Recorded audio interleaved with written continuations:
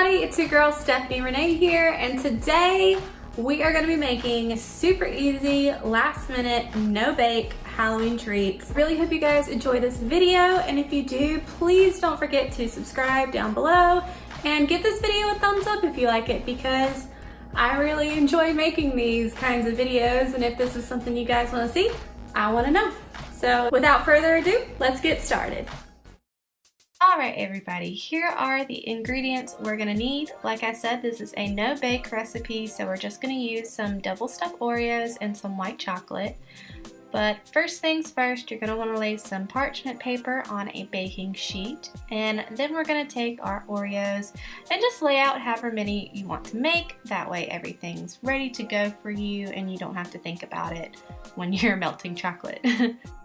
These are our cookie sticks we're going to be using. They're super easy. They're actually like cake pop sticks, but I found these at Walmart, and I'll link them down below. And just so I don't have to rush while I'm melting chocolate, I just went ahead and laid all the sticks I need out. And we're just going to take a small amount of the white chocolate and put it in a microwave safe bowl, and you're going to microwave it for 30-second increments until it's nice and melty.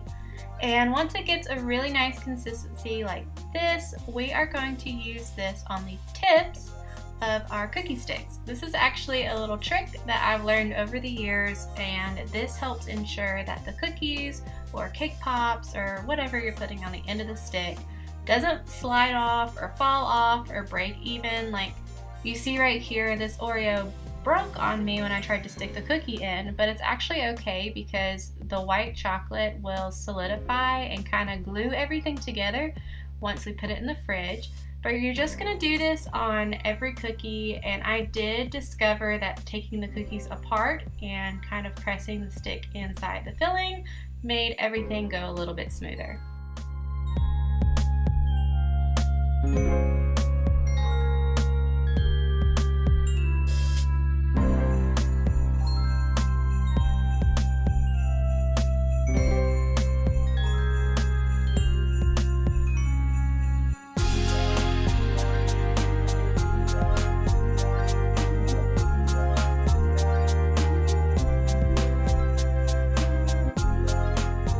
Like I said earlier, once you're done putting the cookies on the stick, we are just going to place them in the fridge for 15 minutes.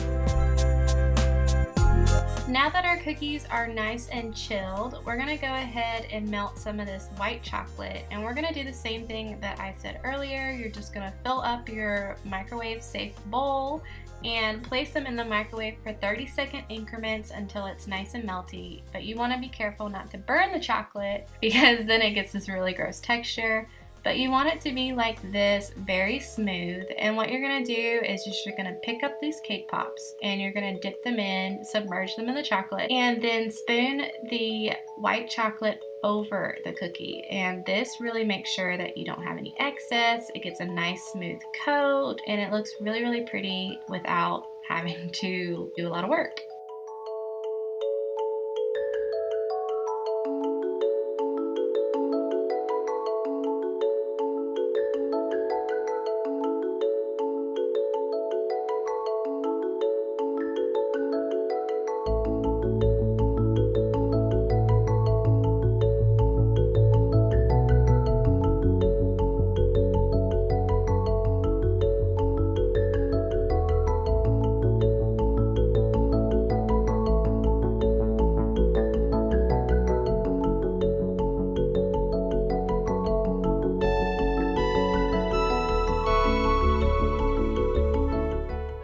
Now that our cookies are all covered, we're just going to place them right back in the fridge for an additional 15 minutes so the white chocolate can really harden and solidify.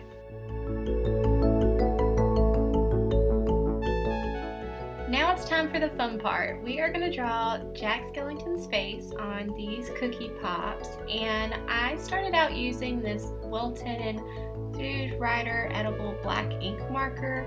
And I'm gonna be really honest with you guys, it only worked for like 2 and I would say even a half cookies. It really stopped like being dark and it wasn't showing up and it was just smearing.